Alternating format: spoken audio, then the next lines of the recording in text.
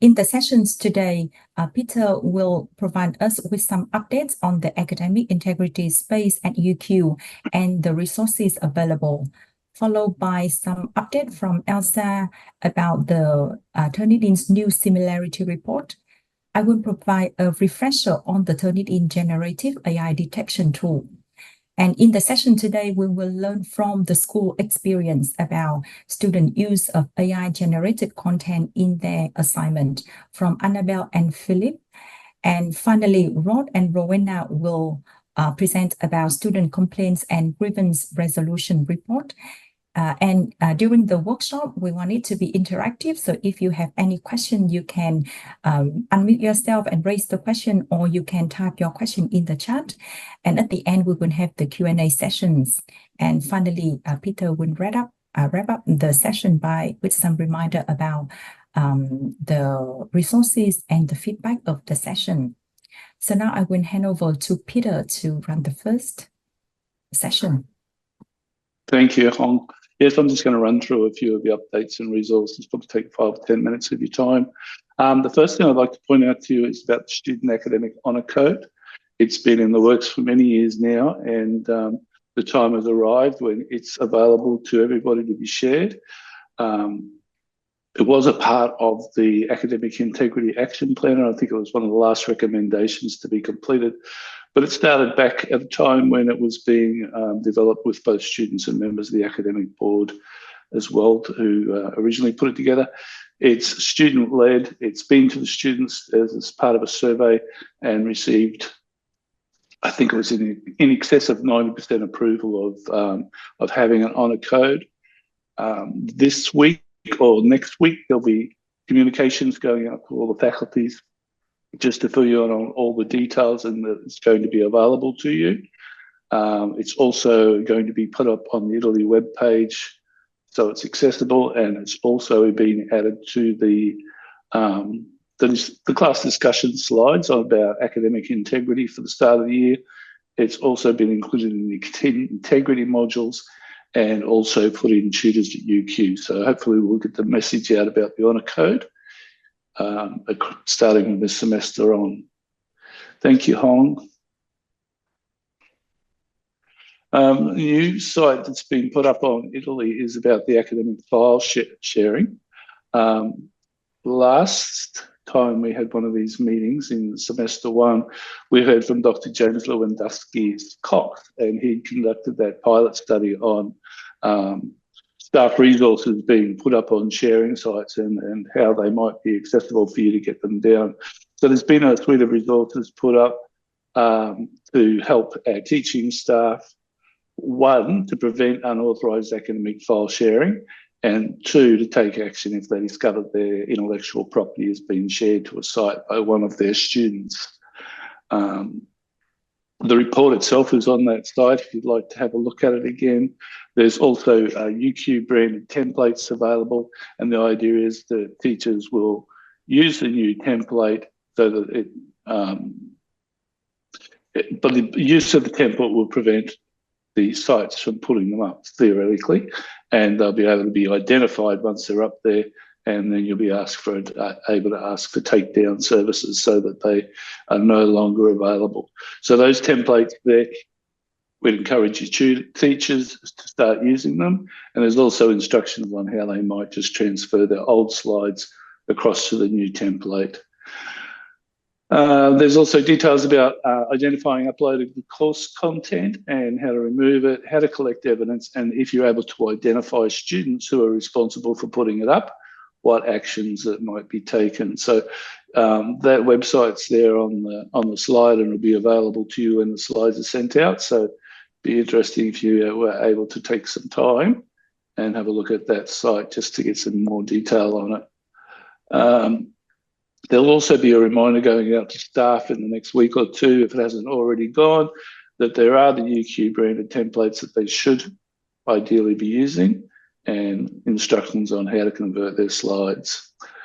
Thank you, Hong. Another one I just wanted to bring to your attention, some of you may have already seen it back in April, there was an alert that came from TEXA talking about changes in activities of commercial academic cheating services. That was the headline. What we found out from that is that these contract cheating sites have become more aggressive in promoting their activities. I guess they've suffered a little bit because students may have turned to artificial intelligence, so that the business case may not be as good as it once was for them. Anyway, it turns out they're being more aggressive in promoting their activities, and they're more frequently targeting student users and looking at blackmailing them and stealing their identity. So that might be something that you should be aware of in your faculty, just in case you have students that are caught up within that sort of thing.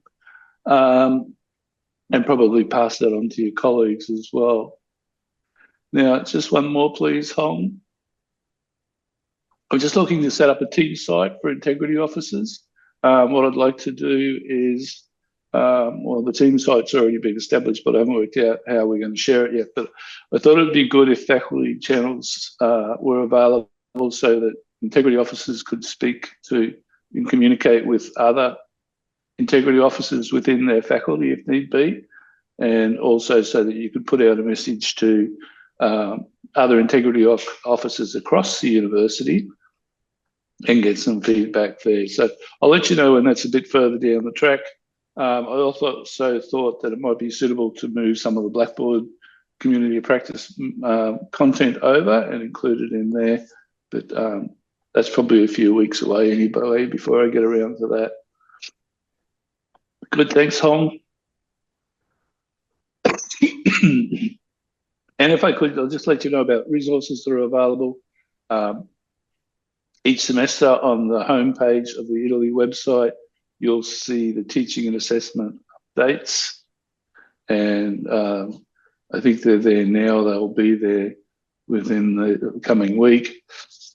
The updates this time covers things like assessment procedures update, preventing unauthorized academic file sharing, generative AI and machine translation might be of interest to you. It's coming into play in summer semester, but it can be included in this semester ECP. So if you're not sure about machine translations and where it fits within UQ's policy about using different tools, jump onto Italy website and look at the homepage and you'll see the updates there. The updates also have information about online exams and much more. You can go to Italy's academic integrity pages for any information. You can go to the UQ Learn Community of Practice site and grab your resources from there, particularly if you're a new integrity officer this semester. A couple of upcoming events there, the Integrity Network and Texas Conference. But also, I just mentioned to you, it may be relevant to some of you, on Friday, there's been a late admission to the Ready to Teach Week program, and we've got Adobe Express presenting Engaging Active Learning and Assessment, which might be of interest to some of you for Friday. I think that's it for me. I'm going to pass on now to Al Siddiqui, who's going to share something about Turnitin with you. But if you have any questions, we'll have a question and answer session at the end. And I'm happy to answer anything that I haven't been able to cover at this point of time. Thank you, Elsa. Okay, a new similarity report will be released by the vendor on the 16th of July. The old report will be the default, but you can toggle the new report on and off. And I've put a link to a sample report in the chat. So a reminder, Turnitin has a range of functionality, including the text matching functionality that produces a similarity report. We have about 400,000 assignments going into Turnitin per year. Next. Just some quick reminders, and this is sort of the messages we give through workshops and through our resources we produce for Turnitin. About the similarity report. So basically that it's not, it does not check for plagiarism. It actually matches text and it checks the student's work against a database. And it flags instances where the student's writing is similar to or matches one of the sources in the database. The database is quite extensive, so there's some basics stats. Of course, it's not foolproof. Recent newsletter articles, journal articles, obscure articles may not be in the database, but it's very extensive. Next. So with the new and the old similarity report, the screenshot at the top is the old report, and the screenshot at the bottom is the new report. So the new report has the same functionality, but the additions include the matches are categorized, and the AI does the categorization. So it's checking for quotation marks, it's checking for citations. There's more in-app guidance for both staff and students. It's intuitive and user-friendly. So just with these screenshots, on the right-hand side, this is basically the functionality we currently have. There's been an update to the interface, but it's the same information. So it's basically giving you information on the sources that are being matched with the matching text. And on the left is the new functionality. So it's actually categorizing those matches. So the categorizations are the text match doesn't have quotation marks or a citation, or the text is missing quotations, or the text is missing a citation.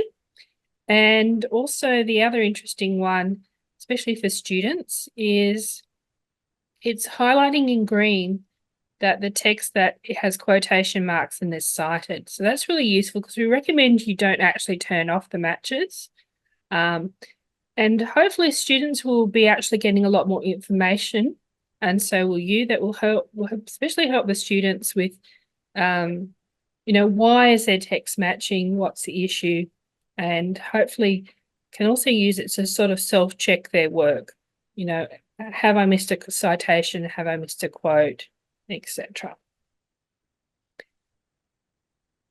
And hopefully this question, you may get it a lot. I know Ask Us gets it continuously. Hopefully we'll give more information and go some way to addressing that continuous question of what percentage is plagiarism. This slide we actually use in our workshops.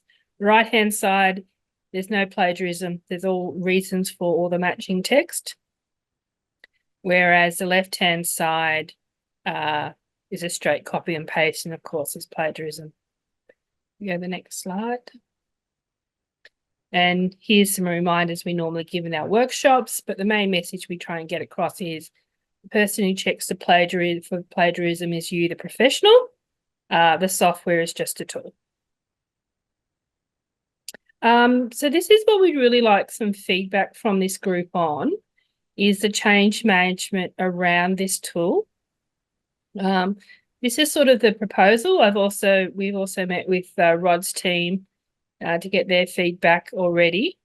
So just some dates: 16th of July, the vendor will release a new similarity report, but the old one will show as default, so staff can flick back and forward. During semester 2, and we'd like feedback on this, we think we should be recommending that the old similarity report is used for academic integrity cases. Staff start exploring the new one, and we run workshops for the academic integrity community as well as learning designers. And semester 1 next year, we start running workshops for general staff and do some more promotions and communications about the similarity report. We'll do some basic ones this semester, but more wide comms in semester 1 next year, or in preparation for semester 1 next year.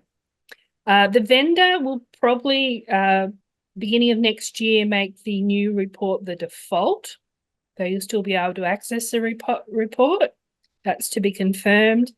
And the end of next year, the vendor will probably make the new similarity report the default, and the old one will not be available. But that's to be confirmed. So if everyone can maybe take a few minutes, and if you feel you want to, if you've got time, if you want to unmute, but here's some sort of questions we've got, and we'll post this in Peter's new team as well. But can you add them to the chat for the moment? Do you agree with the previous plan? Is there, and if we do run workshops for this group, what would be the best timing for those workshops? So that's probably the first question we have. I've just got a list there of some standard change management that we're going to do, but if you have any other suggestions, let us know. The other thing that we're sort of asking that's new, and we've done this with other use cases, is would this group, and it would, of course it's optional, but would you be planning to communicate about the new Similarity report at a local level yourselves? And if you do, would it be useful to get like a pack of resources? So some things we've created previously, sample text for emails or articles. So you could put in a local school team, or you can put it in a school newsletter, slide deck. So the sort of slides I've just used. So you've got a deck that you can pick and choose what you need. And we also have a presentation or workshop plan that we could give you as well.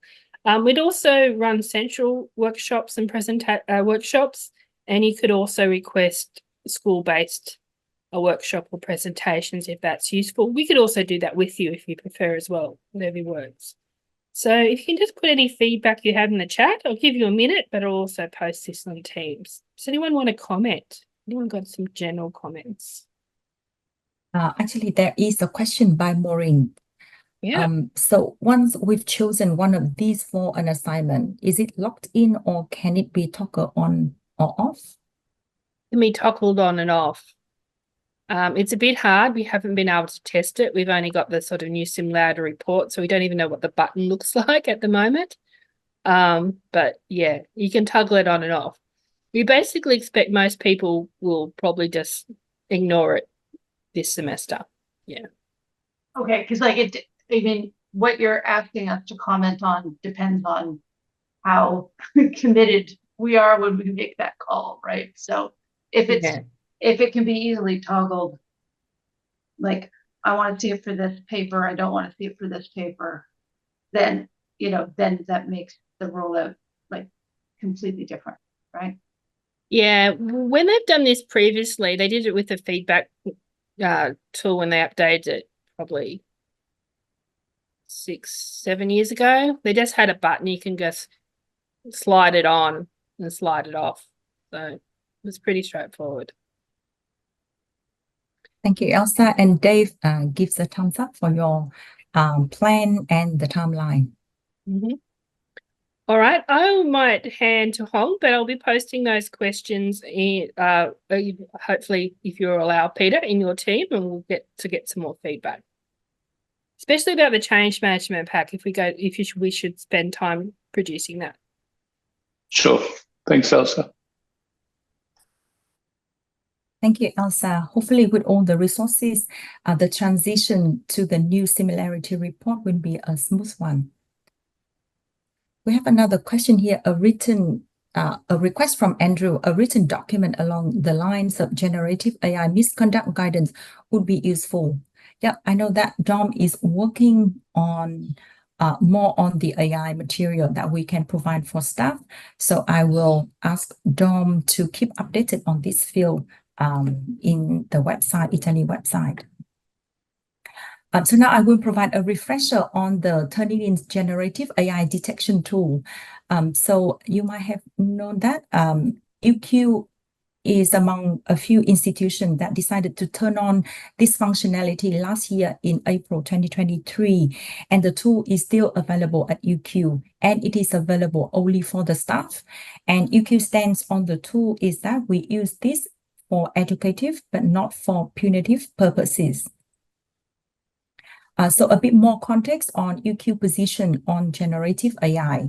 At UQ, we acknowledge the opportunities and challenges that AI presents, and we emphasize the importance of helping students to understand the ethical and effective use of AI.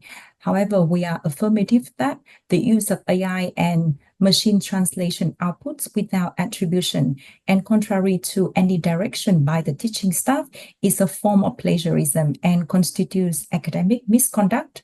So if you are using Turnitin submission and you see the AI score, so the score by itself is a flag for further investigation. It can be a start of the conversation that you can have with the student about the process of generating or writing their assignment, but it should not be the pure indicators of plagiarism. So for more information about how you can conduct a case of academic integrity, you can check out the TEXA contract cheating guide, and the information is available there. And UQ will also have information about this particular case. So that is a very brief refresher. And now I will be handing over to Annabelle, who will be presenting more on the cases from her school and experience. Thanks, Hong. I'm from Historical and Philosophical Inquiry. We're a small school within the university, and we sort of incorporate the disciplines of religion, philosophy, history, and classics and ancient history. And given the subject matter, we mainly use essay-based assessment. And that's not to say it's 100% essay-based assessment, but even things like podcasts require the student to submit their script to turn it in. So that goes through the sort of AI detector as well. Most assessment items in the course profile come with that AI prohibited, the use of AI is prohibited statement. Some of the courses try to incorporate AI into the assessment, but most of the time, I think I'd say 80% of our assessment comes with that AI is prohibited statement. In 2023, integrity cases in total for the entire year came to about 30. And it was mainly plagiarism in terms of, you know, the incorrect application of the style guide, things like that, a little bit of collusion and some AI. But this semester, 2024, has started with like an explosion of AI. And we've had 65 cases already this semester, and 90% of them, I would say, involve AI detection of greater than 30%. I'll just tell you a little bit about the process we go through in Happy when integrity issues come up. We had people, when AI first came out, we had academics contacting us and saying, I've got a 5% AI detection. Can I send it to you? As we were just sort of getting inundated with this stuff. So we sort of decided, let's draw a line in the sand. And we said anything under 30% AI detection, the course coordinator can handle, and they would have the student in or give them a call, have a chat to them. And if they were still unconvinced that AI hadn't been used, then they could send the case to integrity. But anything over 30% is generally sent straight to integrity. In most cases, we get probably about 40 to 50%. We gave the course coordinators a list of things to look for in terms of AI use. So those things like weird font changes, just the gut feel. So when, you know, a tutor is reading something that just doesn't feel right, because you can sort of, AI comes with that sort of vagueness about it that's not quite right. Essays that don't quite fit what is expected to have been written, and also essays that are sort of quite different to what the student has previously submitted. So they go through that sort of a list of things to look for, and then they send this little report with the AI report that's generated by Turnitin to integrity. And then we go from there and call the student in. But the Turnitin AI reports often highlight introductions and conclusions, which is sort of expected really, because these two sections of an essay are generally more generalized, use more broad language or vague language because it's a summary. So that's sort of expected. Then it will sometimes it'll be one isolated paragraph in the middle of everything, or little bits and pieces all over the place, or we've even had cases where it's 100% of the essay, including references and parts of the bibliography. So some stuff's a bit weird, but so anyway, they all come through to us. And then we sort of invite the student to come in and we go through a series of questions about how the assignment was put together, including asking them about proofreading. And, you know, we sort of start with, you know, how did you put it together? How do you keep your notes? Where do you keep them? How do you incorporate your notes? Do you cut and paste? Do you use two different computers? Do you use a sort of, or a Mac at home and a PC at uni, or a Mac laptop but a PC desktop or whatever? We go through those sorts of things because there can be differences in the way essays are produced through those different systems. Then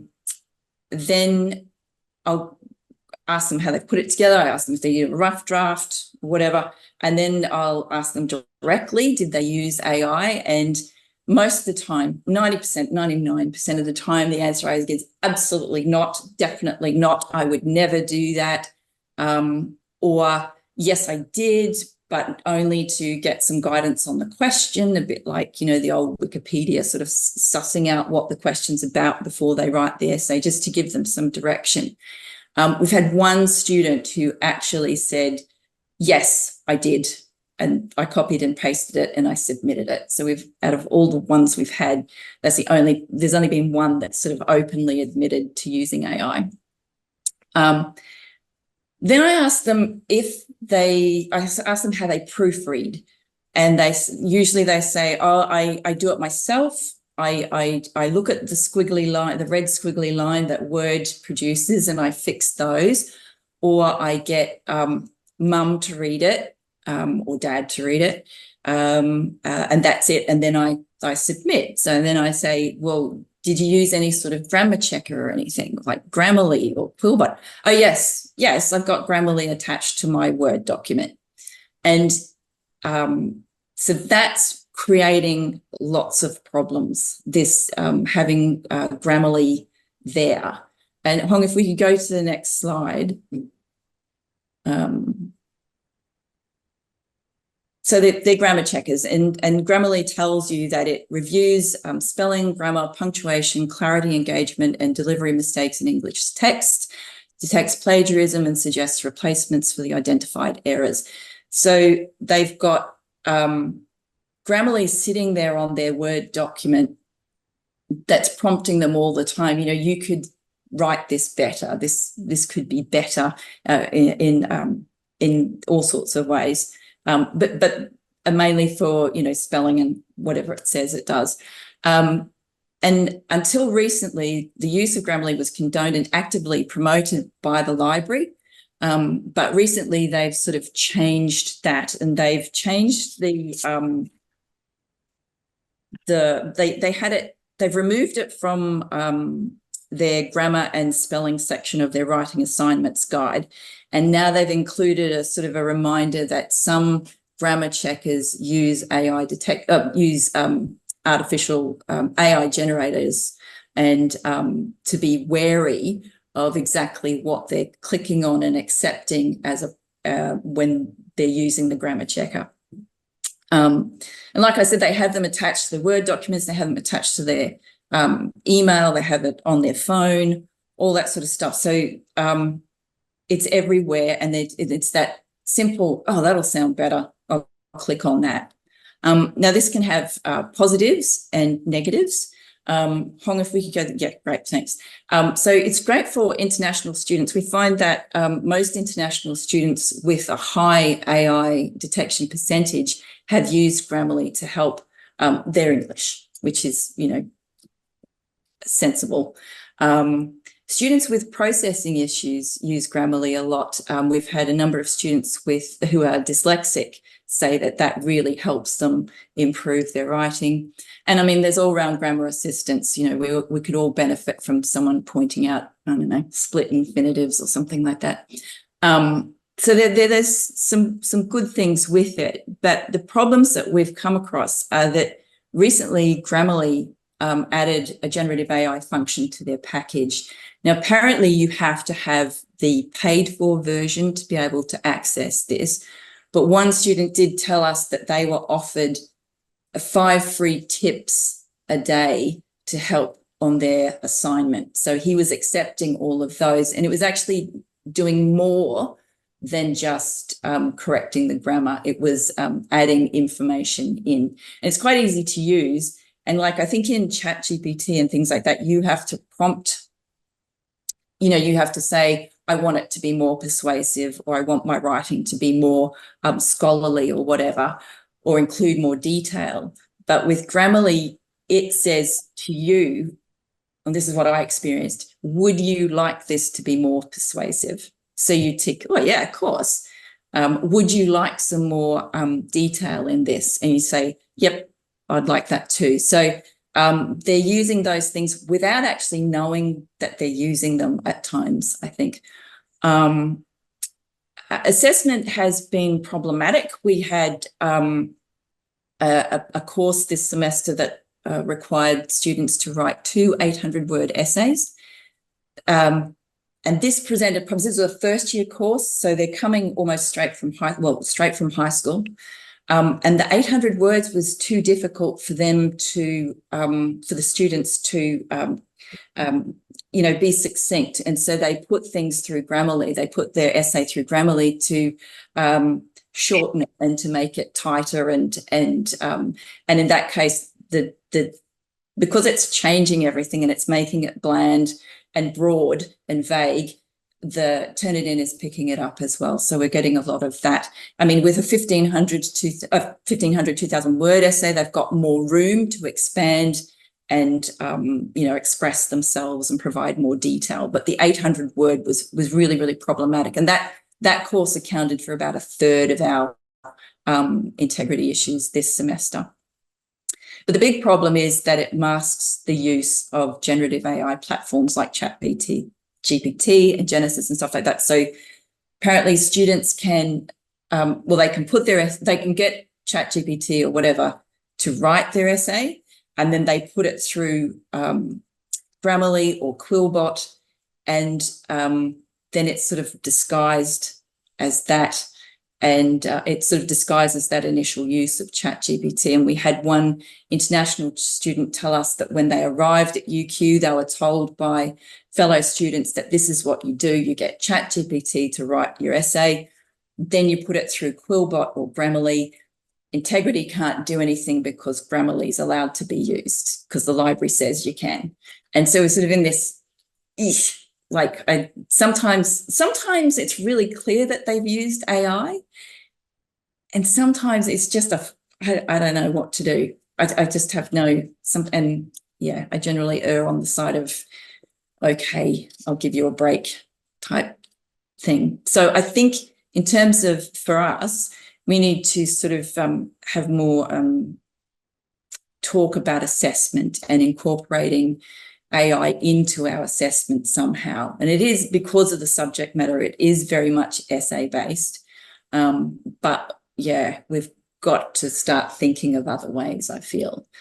So that's sort of our experience with AI in Happy.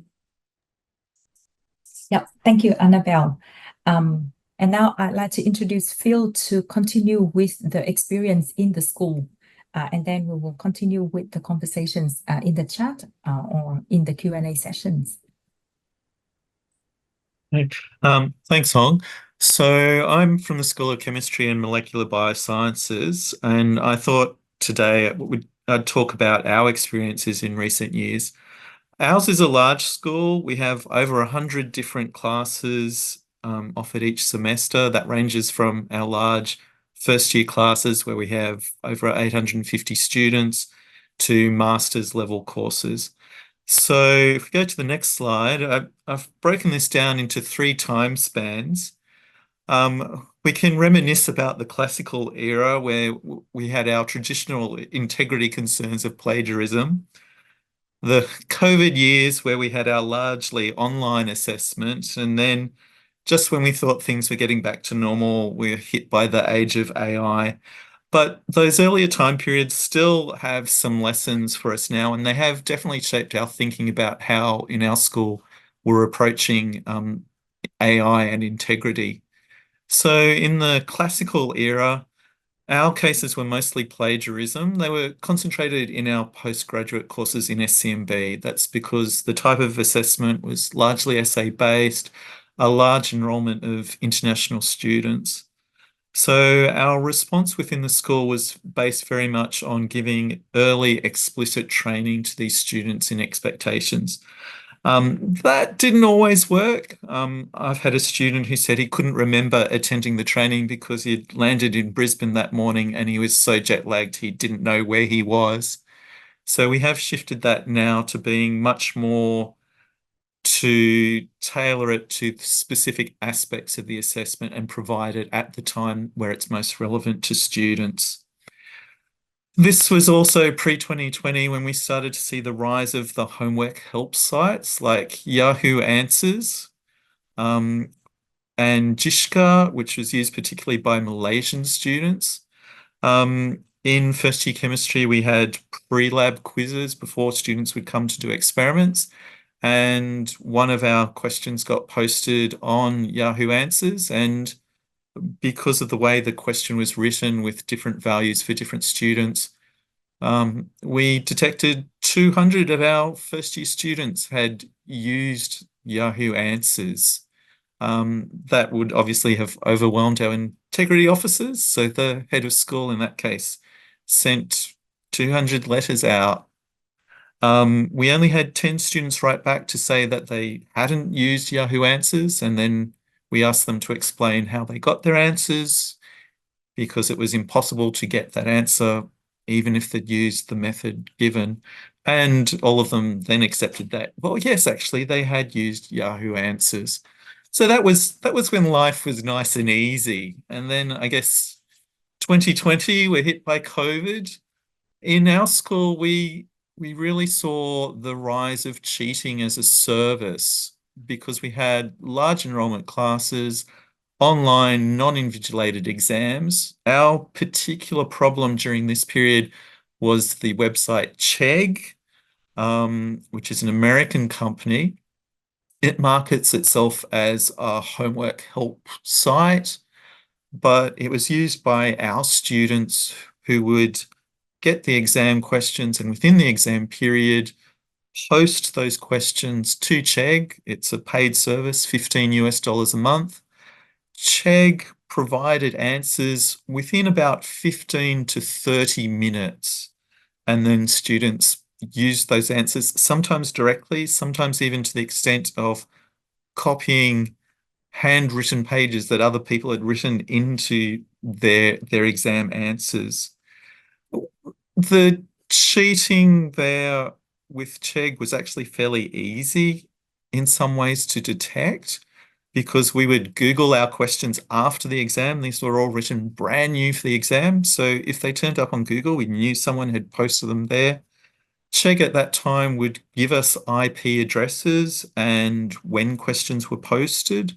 They've since decided to no longer cooperate with Honour Code integrity processes. They cite privacy concerns. Other people have pointed out that it's probably more likely to do with their competitors in the cheating as a service market. We also suspect, not that we had much proof of it, use of private Facebook groups. We did have anecdotal stories of students booking library rooms either here or in the state library and doing their exams together. We had students who answered exam questions without ever having downloaded the exam paper in the first place. So that was all going on. We suspect now that students are largely switching to Discord or private Facebook groups, so we're not actually seeing a lot of the private chat between students. But we do have students who've recently come in for AI cases and they say, no, I didn't use AI. I can have talked to my whole group of 8 friends. We were sitting in the library together doing our assessment item. So that's still going on. So we don't ever leave any particular method of cheating or collusion behind. We just add on to the top is probably what's happening. Then finally, we come to the age of AI, just when we thought we were returning to normal. So here we have our integrity cases from 2023 and from 2024. The large purple section in 2023 is actually plagiarism. We separated out between collusion and plagiarism. Red is our inappropriate AI use. What's changed between the 2 years is that we used a lot of our assessment items moved from in semester 1, most course coordinators said just do not use AI. Most of our assessment items now are actually allowing the use of AI with attribution, which is why we've seen a shift to the category of inappropriate AI use, which is where most of our AI cases are coming in now. In 2023, we did see a fair number of cases where students were originally had a finding of plagiarism against them. And in our school, we particularly like giving the penalty of a rewrite because it's educational. The student has to do the work. But we were seeing that the rewrites were coming back with AI usage. We saw this for some students multiple times in the semester. So we needed to stress in our misconduct notices that any rewrite must itself be free of academic misconduct. And so how did we respond to this? Well, it's an ongoing process. One of the things that we did see in 2023 was that, if you like, our traditional integrity concerns like plagiarism and collusion were fairly easy to prove. But as we saw more of our inappropriate AI usage coming up, we saw our percent proven rate dramatically decreasing. And remember, this is right from the start of generative AI. Students at that stage were still not particularly good at covering their tracks. So we did still see a large number of plagiarism cases. In one case, we had over 70 referrals from one course. And we were spending a lot of our time on AI cases with a much lower percentage of convictions or findings against the student resulting. So this caused us 3 integrity officers, the DCEs, our discipline chief examiners, to start thinking about what do we do differently. So if we go to the next slide, we decided that we had to do things differently. And so we did what we called a traffic light review of all the assessment in SCMB. We particularly focused on using our record of integrity cases to talk to course coordinators about particular assessment items that were of concern. We needed to do something about the increasing cases of plagiarism in our school and unauthorized uses of generative AI. So we split our assessments up. So green, the high integrity and validity resistant to generative AI. So things like invigilated in-person exams. Yellow were things that we saw as maybe having some potential problems, maybe in need of tweaking. In our school, because we have a number of laboratory-based courses, we've put our laboratory reports into that kind of area. Fairly specialized content that at the moment we don't think generative AI is particularly good at handling. And red were assessments that could not proceed in the present form because they were generating too many integrity cases or they were of low validity. So unsupervised online exams worth 20% or more of a course mark, we said just could not happen anymore. So one example of the tweaking that happened was one case, we had a master's level course in biotechnology. They had to write an essay reviewing an existing biotech assay or product. That necessarily created problems. There were very few sources that students could use. So that naturally led to plagiarism problems. And also the student cohort had a large number of students in their first semester at UQ from an international background. So the course coordinator was invited to the 70 integrity cases that they'd referred to, and quite quickly they agreed that a rethink was needed. And that resulted in the replacement assessment being much more authentic. The students had to hold a business meeting in a group, scope out the market, propose a product, evaluate its potential, and then present a final report. And that decreased dramatically the load for us integrity officers. And I think also made it a much better experience for the students as well, more closely related to the type of thing that they would necessarily be doing once they graduated anyway.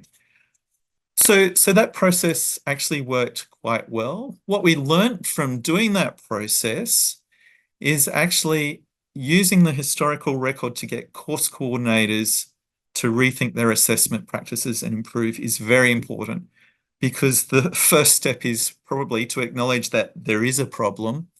Coming from a science-based disciplines in our school, our academics like to see the data, like to see that their course, their assessment piece is an outlier, and that can convince them to change. Course coordinators are motivated to change when they see a personal benefit. So less work reporting integrity issues, less invitations to come to integrity meetings. And it's also, they can see the value to students when students are satisfied that their assessment in a course is fair and that there aren't students gaining unfair advantages. It was also important to the process within our school that we had buy-in both from the discipline chief examiners and the integrity officers. That becomes much harder for course coordinators to ignore. So all three things were quite important to getting a good quality response in our school. Of course, it's an ongoing process. We are involving course coordinators more in preliminary investigation meetings, just so that they have a better understanding of what the level of proof is that we need for findings. And we are trying to educate our course coordinators more that a Turnitin similarity score, sorry, not plagiarism score, or the AI score, it's just a start, it's not the end point. That a similarity score of 10% for an essay with references is not actually a matter of concern for the most part. At our examiners meeting, so at the end of each semester, course coordinators present the results for their course to the discipline, and course coordinators are also asked now about the integrity issues that arose in their course, particularly where there's a high number arising.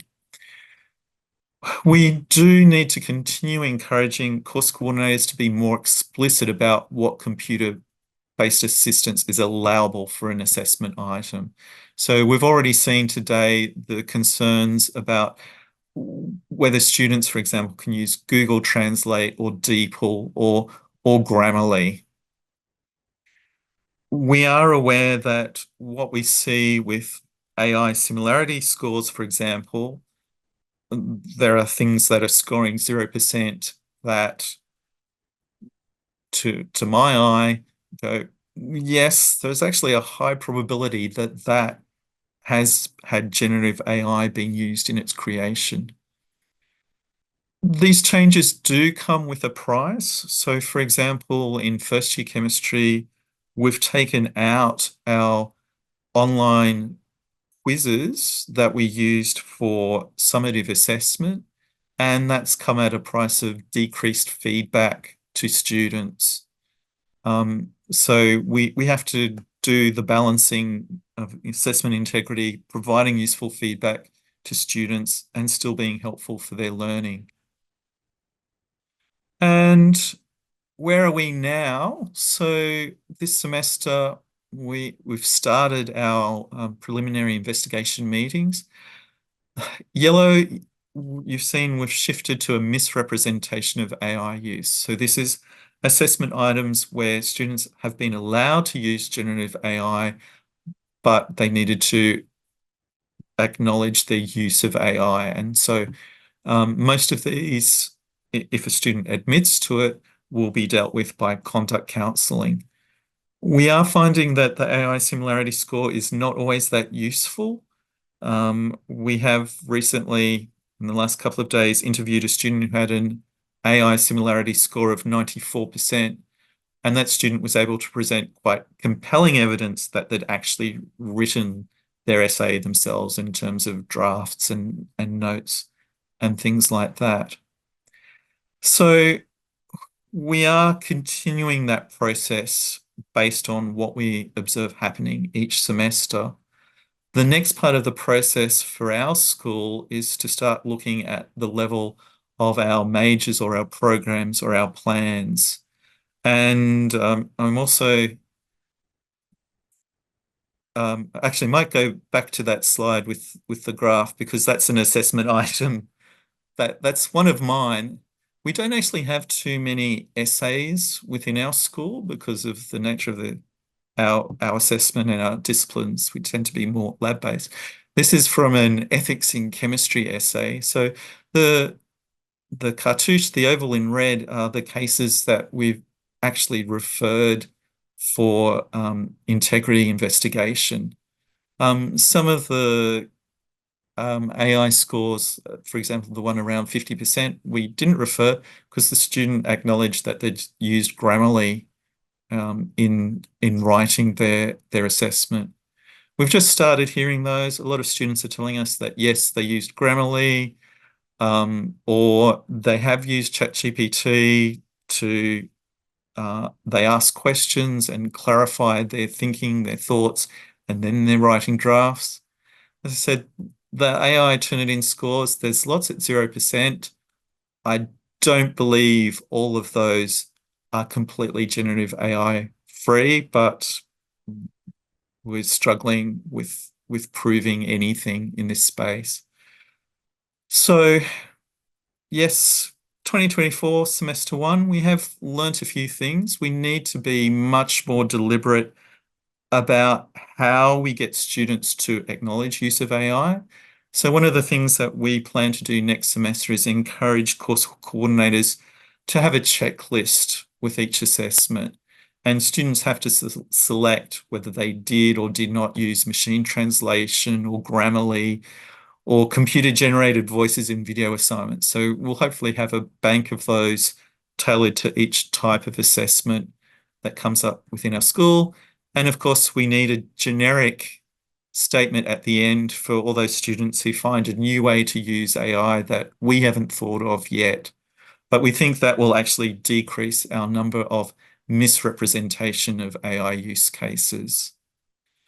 And then the final thing that we need to do is to start thinking at the level of our majors, our programs, our plans. I'm actually on an assessment subcommittee that's looking at the process of how we're mapping assessment security across programs and plans.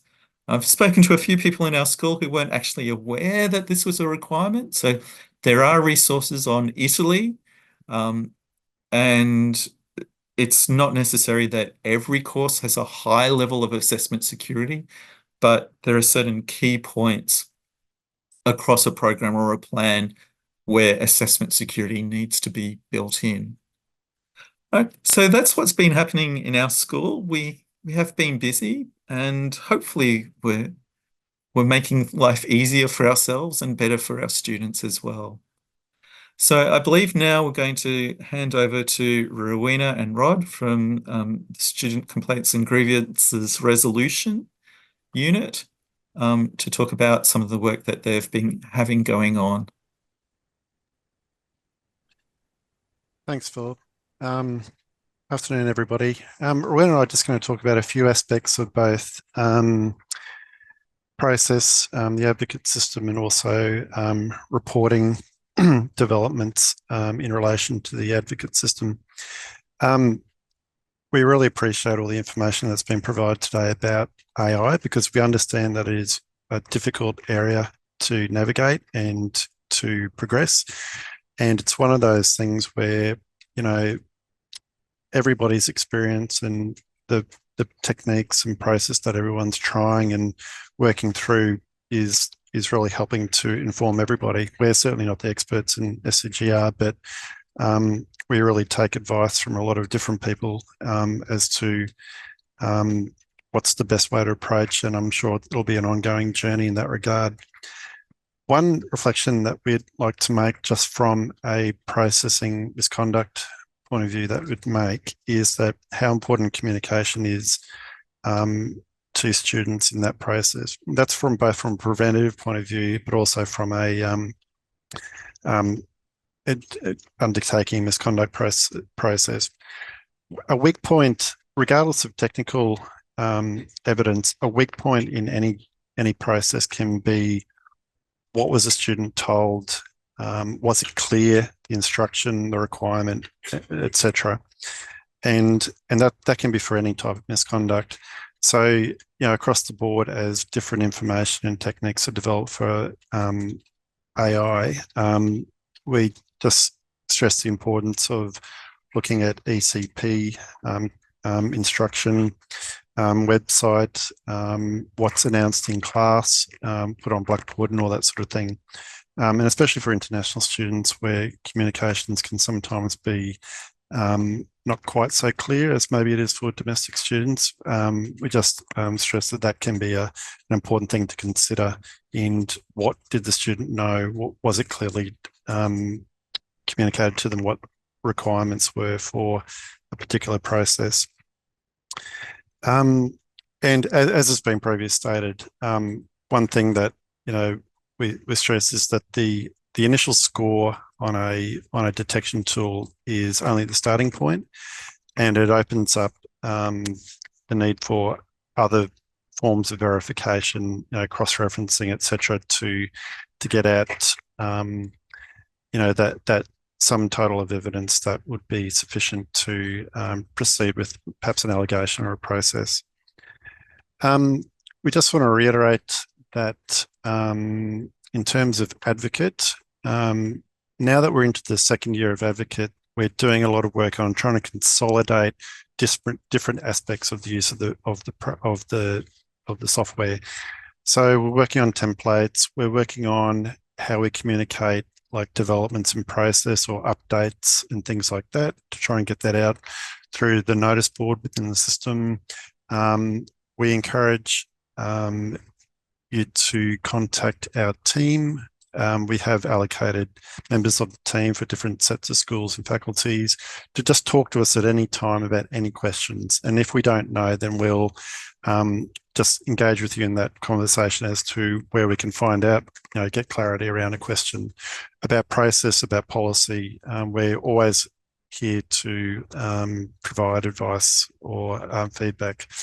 We also encourage feedback about the use of advocate and also about policy, anything to do with misconduct. One thing that we're trying to do within our team is to, you know, do more networking, more face-to-face meetings with admin teams and integrity officers, so that we can just build up that informal conversation where we're always informing each other about the latest and greatest ways of doing things and helping each other to solve problems and inefficiencies in the process.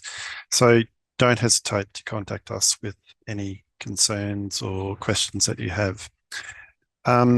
So advocate, obviously, ongoing process of ironing out little inefficiencies or improvements in templates, in process, and we're encouraged by the amount of feedback that we received from different schools and admin teams about what works for them. If one team might come up with a way of doing something which we think is really good, and that might be something that becomes an idea for recommending to other teams. So we encourage you to engage in communities of practice, be it within your school groupings, faculty groupings, or discipline groupings, because often misconduct process can be shaped by the nature of the assessment and the sort of content in your areas. And so the similarities, the common experience that you have, it can be good to share your experience across as to how you're approaching these things.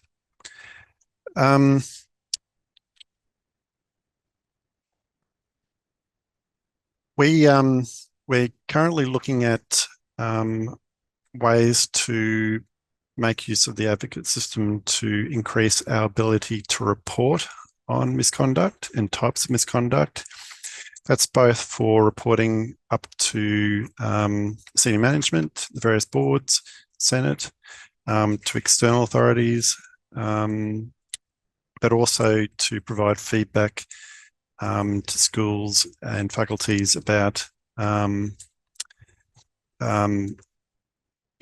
you're tracking, what sort of feedback do you want to be able to have a look at, how you've gone from year to year, or different aspects of misconduct process that you might want some sort of insight into. Advocate has certain limitations with how it's reported, but that's something that we're working through right now to what can we generate like as a standard report, what sort of graphs and things can you access, but also what, if you're coming to us for a particular type of stat, whether or not we can do that. So stay tuned on that. That's an ongoing conversation, and hopefully we'll be coming out to you soon with some more clear process around what is good standard reporting and how you can access that. In that respect, one little thing about Advocate, when course coordinators provide information about a suspected misconduct, they provide information to go into a report into Advocate or submit through the public report. The more information that can be provided, the better.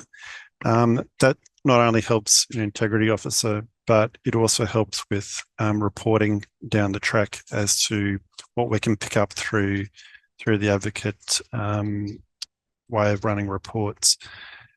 Rowena, is there anything else you'd like to add into that? So thanks for doing most of the talking, Rod. My connection at home wasn't particularly stable, so I did get Rod to do the lion's share. But just on the 2023 report, where we are in the process of finalising it at the moment, we had submitted a version to an earlier academic board, but we realised that we'd taken the data at the end of February, and we have barely finished summer at the end of February. So it wasn't actually a complete picture of 2023 data. And of what was reported in there were quite a few cases that were still progressing through to being finalised. So we're redoing the report now, and that will be a far better complete picture of last year. And then we'll look to, what the appropriate time for next year going forward will be. So yeah, keep an eye out for that. And I think, will be used to inform things like the integrity security across programs and plans, and give an eye to whether or not those classifications are valid. And there is some information in there about assessment types and security, and it is to be taken as a rough guide, I think, because I know that a number of people suggest that an essay isn't always insecure if you know your students. And So if you have a class that's quite a small class and you understand them, then you know, you have good relationships with them, then you know what they're capable of producing, and you can have an essay that you know they have written. So so essays aren't, you know, to be chucked out, but the mapping of assessment security will be interesting to see.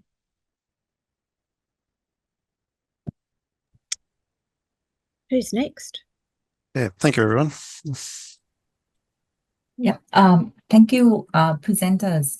And now I will stop the sharing and open the Q&A session. So if you haven't asked your question in the chat, or if there is any question that have been answered, we can use this time for Q&As. Stop sharing now. So is there any question that you haven't got the answers and you would like to raise at the moment? Please raise your question.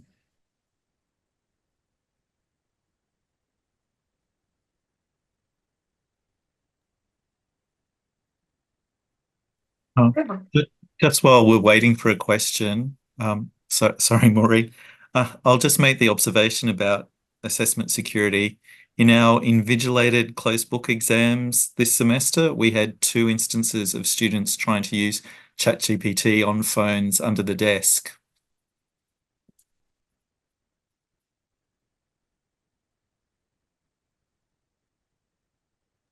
So was that the invigilated exam that you have in person and they have the phone?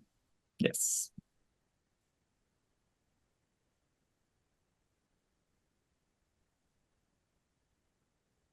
I had a question about the kinds of cases that were being assigned as integrity officers.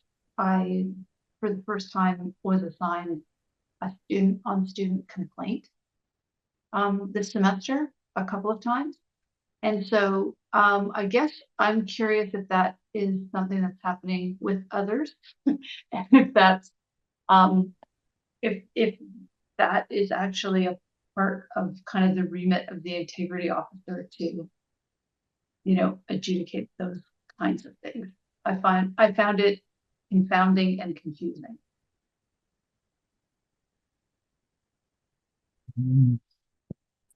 Could you repeat that question, please? Sorry, I didn't catch the first part. But I've been assigned a student on student complaint. So a student complaining about the behavior of another student. It's not an academic matter. And it came through the advocate system and was assigned to me as an integrity officer, which I find puzzling.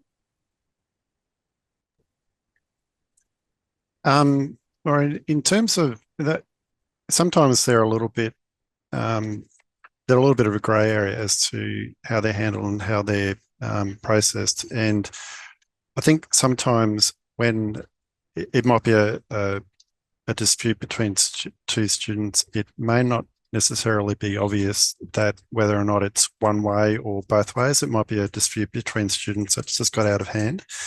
And sometimes schools prefer to just talk to the students and maybe do a bit of conflict resolution rather than proceed to like a misconduct or something like that.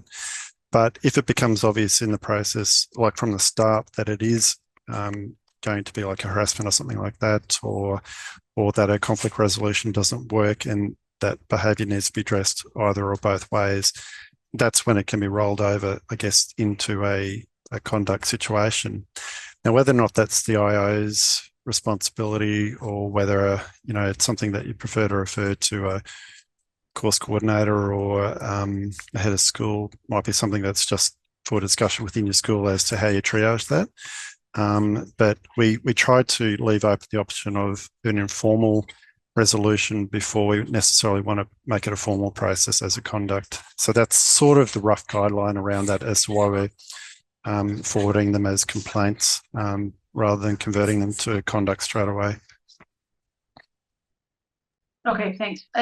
It seems like the last thing we need on top of the rest of the remit. That's all. But thanks.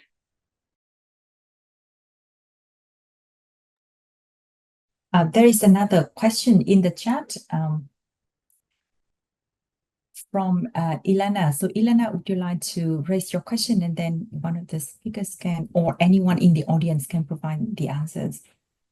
Yeah, I'm just this came across my desk today, but when there's a case of like 100% AI report on Turnitin, but I look at it and I can't see any flags that I normally would look for that are tells in my area of you know, like strange references or things like that, and the course coordinator can't point to anything either.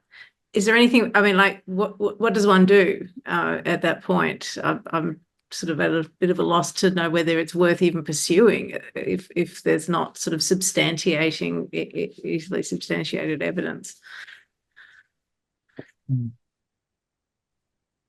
One of the things that was useful last year, but is less useful this year, was to look for references that actually did not exist.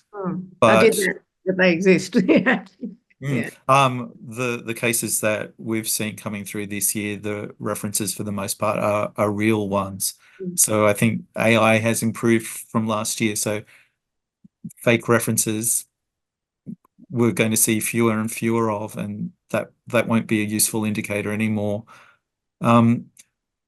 If it's a very technical area, I think one of the only tells that we have left is the generic nature of what's addressed, and students don't address things in specificity that you would expect them to, but that depends on what the assessment item is about. So it's a conversation back and forth with the course coordinator, I guess, at that point.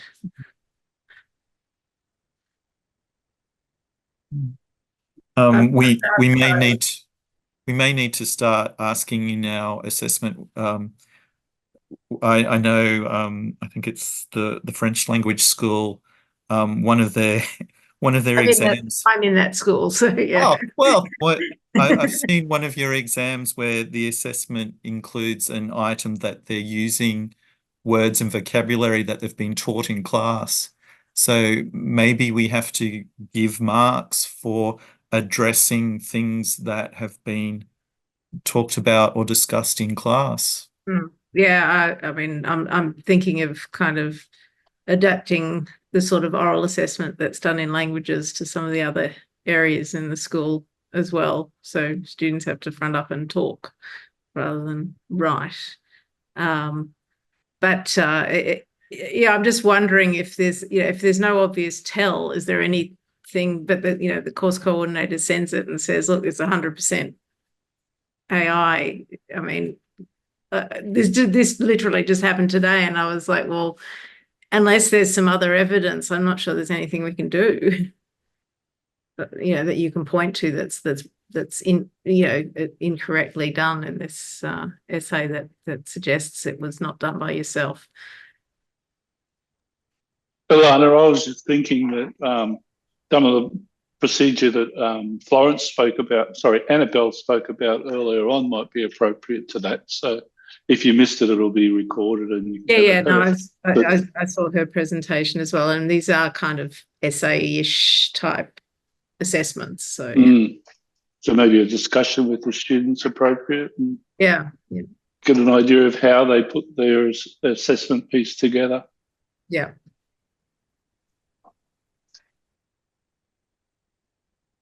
But students can, if students, there was some comments in the chat earlier that students are wising up to, like, they can just say, no, I didn't use it. Like, what can we do? We can't prove it.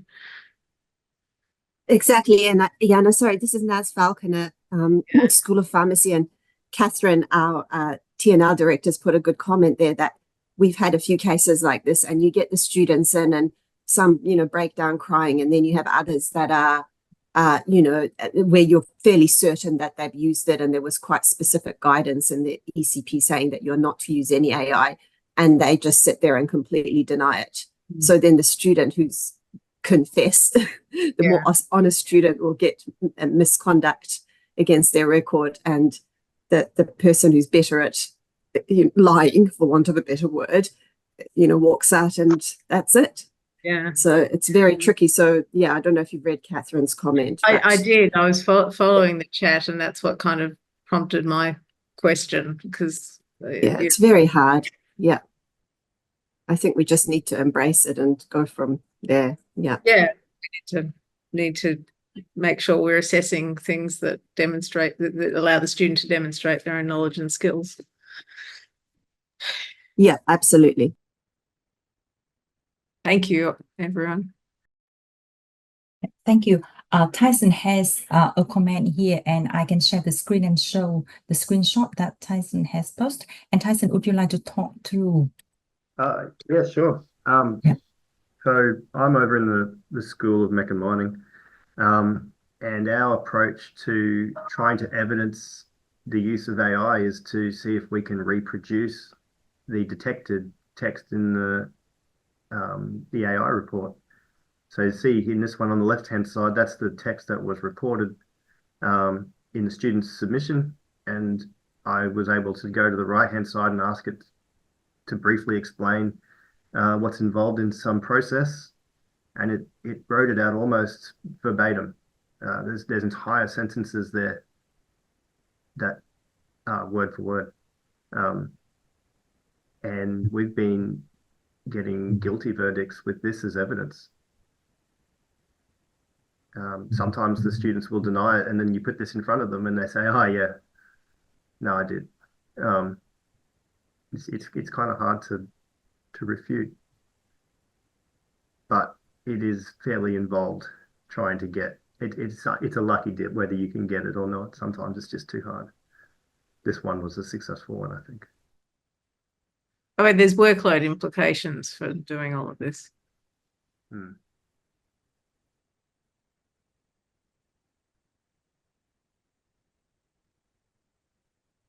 you, Tyson.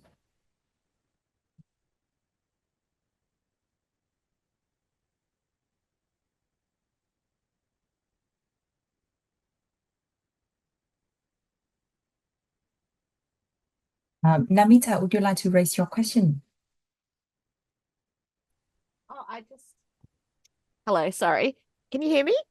Yes. Yeah. Oh, I just had a general question. Like, we've just found, I'm from the School of Psychology, that we've found when students do use AI, they're not getting really good marks anyway for those assessments using it. What are other schools? Are they finding that they're getting good results from using it, or they're not getting good marks anyway? I kind of just wanted to get a general idea.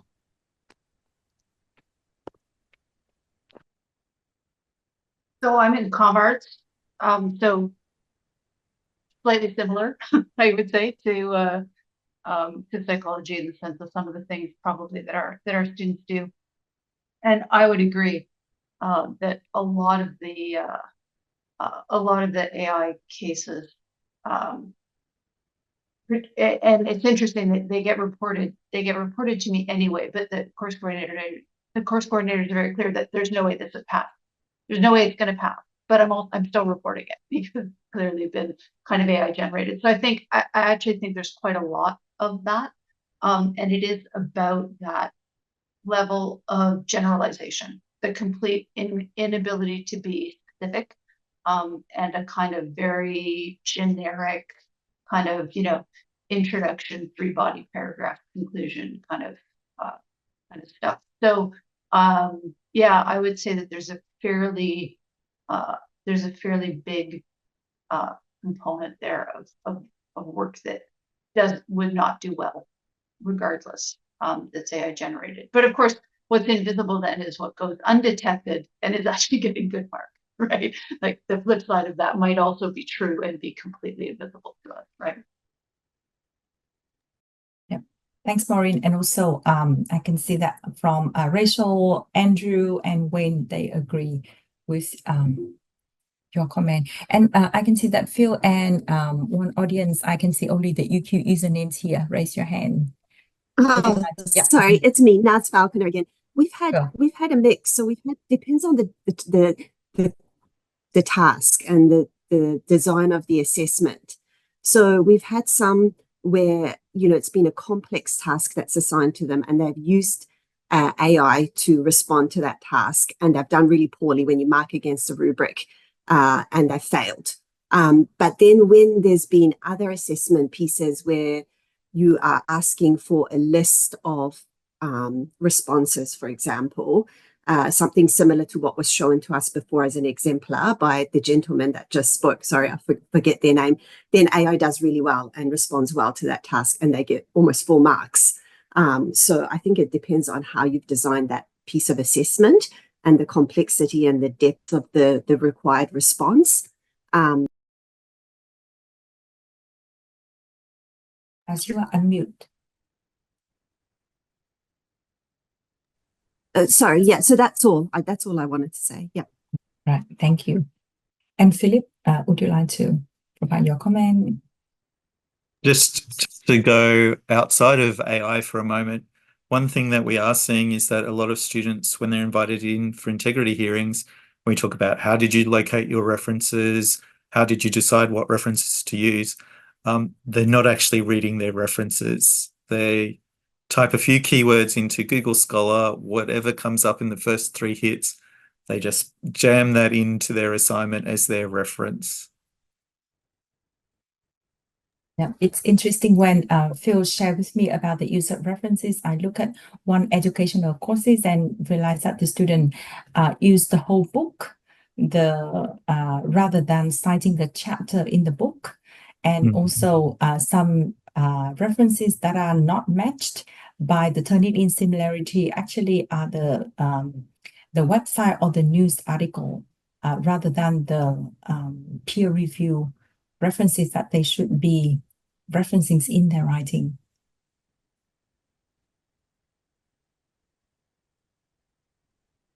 Yeah, thank you, Lynn, for the comment. Yeah.